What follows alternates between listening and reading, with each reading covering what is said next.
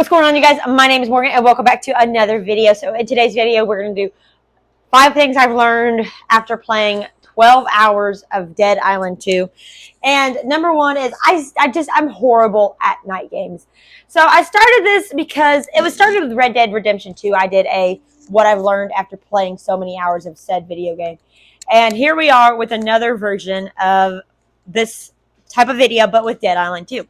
So I started doing, I don't enjoy the nighttime aspect of video games, especially in terms of zombies, because with zombies, I can't see it. And this goes for any horror games. It's not just zombie.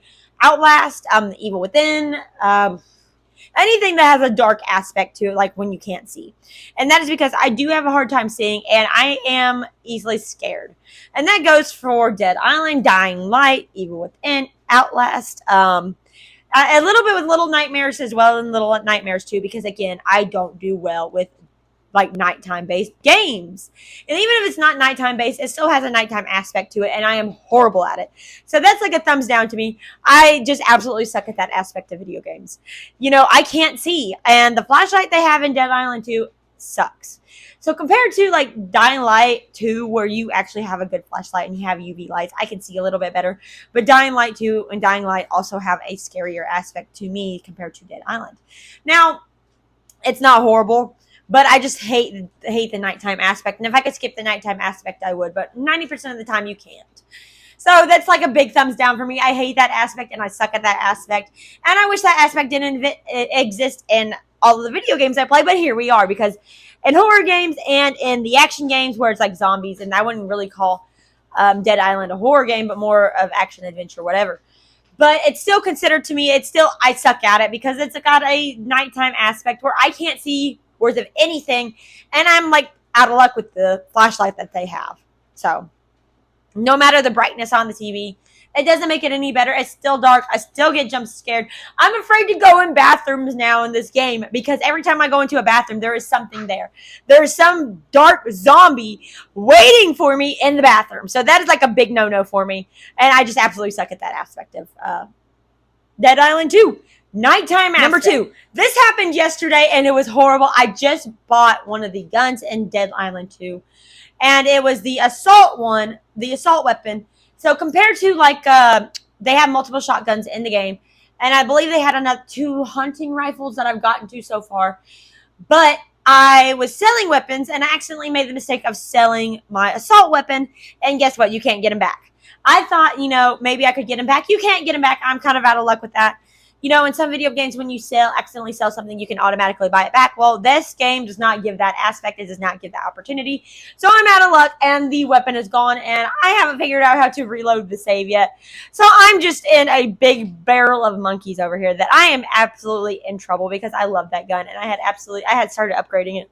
So I'm in trouble because that gun is gone now, and there's no way for me to get it back. So that's nice. That's absolutely lovely. I would have loved if they would have changed that where you could actually get them back.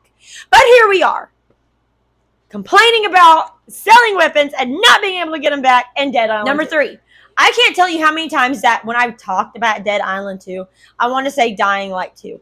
They are very different games. They have different stories, different aspects, and they're obviously very, very different. Now, the one thing about that is I have a habit of saying Dying Light 2 or Dying Light because I have been a big Dying Light player since the games came out, and I still play them to this day. Dead Island 2, this is my first time playing Dead Island 2. I've never played the original Dead Island, which I would like to, but I'm waiting for them to go on sale for Christmas because that's when you get your best video game sales or Black Friday. And I'm on PC for Steam. I could play it on the PlayStation or on the Xbox, but I like the PC better. But anyways, so it is not the same it's not the same game. They both have very different stories, very different aspects, very different controls, very different mannerisms. But I do have a habit of saying Dying Light compared to Dead Island, despite the fact that I do enjoy Dead Island 2. It's still hard to remember this is not Dying Light, and it does have different aspects. But that's usually when I talk about the video game rather than playing it. But sometimes I do think, okay, well, they're both the same. Well, they are not the same, and I have a bad habit of that. Like when I did just sell the gun, I thought I could get it back because in Dying Light, you can.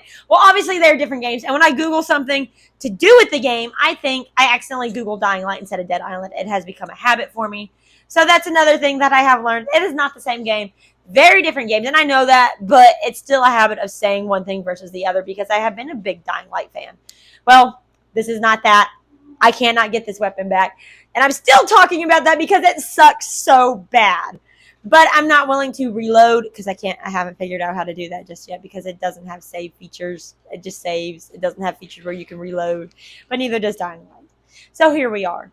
Once again, in trouble. Number 4. So when I first started playing, I ran in head first without coming up with a plan. Well, sometimes that does work in video games, but this is not one of those games. I could not run in head first like I'd like to. There was an aspect in these sewers where I decided just to run in head first without really thinking about it or without really knowing what was going on. I watched the cutscenes, but you never really know what you're about to hit.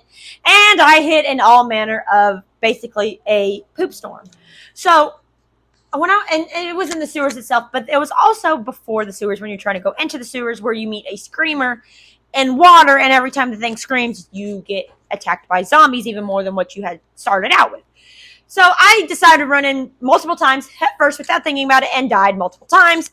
Used a lot of med kits, even though med kits are reloaded and respawned when you die. Well, I did that multiple times, and I died multiple times, and I still didn't learn my lesson until I finally did learn my lesson and figured out a plan, as well as the bugs aspect, because there were bugs that would come and sap your health and attack you like the zombies would. Well, it took me a little bit to figure it out that you can't do that. You actually have to come up with a formidable plan or have some way to get through it before you actually do it yourself. So finally I figured that part out, but I'm still learning that because I still have a habit of, running in head first. For the most part, with the new weapons that I have achieved, it's a lot easier, especially with the hunting rifle. It has made things a lot easier. But again, I am out of a gun now, so I have to make up a new plan. But everything's going pretty well, honestly. But I do have regrets already. Number 5. Use throwables and curveballs. For a while, I wasn't using them. I didn't like to use them because they took so long to reload. But when you're getting to a new area and you see a bunch of zombies around, it is best to use one of your more explodey ones, which I've used a lot of the grenade type weapons and the Molotovs. But I've also used a lot of the throwing stars or throwing daggers because that has made things a lot easier when I'm trying to run away from a big horde. And sometimes that's all you need to take down a few zombies when you can't, get a grip on yourself. Or when you're out of ammo. Or when you're just trying to switch weapons, it does help. But use the curveballs or the throwables. I call them throwables, but I believe they're also called curveballs. But they are a big help in this game, and I definitely would suggest using them if you haven't played yet and you're trying to get the hang of it. They do come in handy. And pick up the blueprints so you can learn how to use them or pick up everything that you see. But they do come in handy. I don't really care for the bait as much, even though I could probably use the bait more to lure them in and then just get them with a grenade or get them and line them up to use one of the guns on them. But again, it's I don't always come up with plans until I die multiple times, and I'm still learning that aspect. But for the most part, so far so good. It's only been 12 hours in and we're still going. But wish me luck. If you have any tips or tricks or what were your favorite parts of the game, comment down below in the description. There will be more of these videos coming up because I actually do enjoy these types of videos. But I try to finish a game before I move on. I played Detroit Become Human. I'm on Dead Island 2. I played Dying Light 1 and 2 and finished them. I finished Baldur's Gate multiple times, but I could do a Baldur's Gate 3 video, but we'll see. But anyways, I'm going to go ahead and end this video. So thank you guys so much for watching. And as usual, you guys, I'll see you guys next time in the next video. See you guys later.